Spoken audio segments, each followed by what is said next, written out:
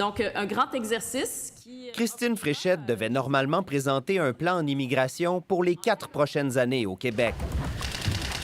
Mais surprise, la ministre accouche aujourd'hui d'un plan sur 2 ans. C'est une approche qui va nous permettre de bénéficier d'une plus grande flexibilité. Pour 2024 et 2025, la ministre reste donc prudente et conserve une cible de 50 000 immigrants permanents par année. Mais le nombre réel sera plus élevé, entre autres parce que Québec admettra sans limite les étudiants étrangers qui ont obtenu un diplôme en français dans la province, soit environ 6 500 étudiants par année.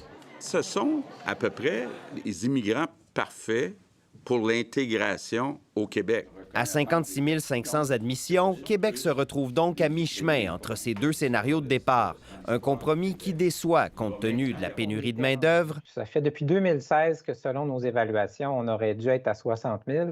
Et qui fait craindre des délais interminables. Surtout la catégorie humanitaire et familiale qui va être très pénalisée. La ministre a été avertie que son plan allait séparer des familles. Mais au Parti québécois, c'est la capacité d'accueil du Québec qui préoccupe. Est-ce qu'on a parlé du français? Est-ce qu'on a parlé de la main-d'œuvre et des services disponibles, du logement? Non.